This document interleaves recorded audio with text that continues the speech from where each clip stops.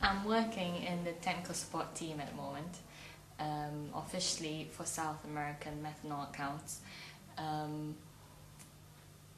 the role basically involves me looking at catalyst performance by evaluating data sets, also looking at operation issues, helping plant operators run their plant possibly more efficiently, and pick up on little hints of trouble along the plant, basically to provide a whole sort of catalyst services package that we offer when we sell our catalyst to the customer. On an everyday basis, we work a lot with the software, whether it be a design software, evaluation tool, working with data, so a lot of analytical software we'll use as well. Also, of course, on a daily basis, we'll talk to the colleagues, the experts in the respective industries, and try to make sense of what's going on in the plant and pick up especially on catalyst issues and hopefully to document them and make it in a more chronological, understandable way so people, other engineers that come up later can access the information easily afterwards. Oh yes. When I was in Trinidad for 3 months, I had to wear my overalls every day really. I was on site, on the plant. PPE is very important, safety is number one.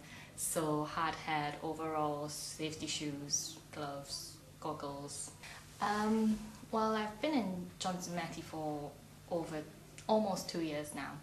I've been to, I think, about 4 or 5 different countries for various purposes, either attending seminars, going on site to do services, and also as a secondment to Trinidad, like I mentioned before. So it's quite a few countries. The training was quite tailored in terms of how personal it is. I received a lot of one-to-one training, and then afterwards I had more sort of packaged training, can you call it that way.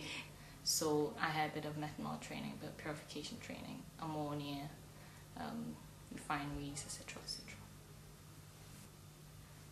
When I arrived in England, I was looking for a job related, hopefully, to my major study, which is chemical engineering.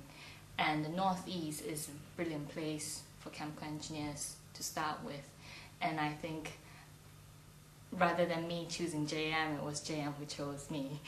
And so I'm very lucky in the sense that this is a very global company, and so it readily accepted foreigners as workers and employees, and not sort of putting up a lot of barriers to obtaining work permits, for example. So it's very lucky that JM was so global and understood the needs of the business as a global organization instead of just a business who wants to work locally.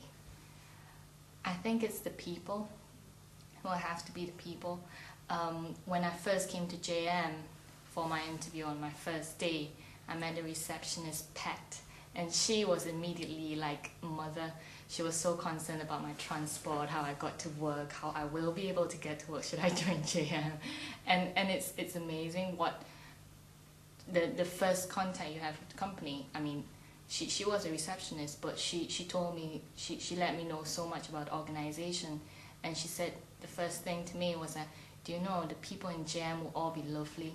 And she said, I've worked in many organizations, and it's true that everybody in JM is so nice, and I really know what she meant when I joined JM, and just speaking to my supervisors, meeting all the people, and it's just feeling of how you can really speak to anybody.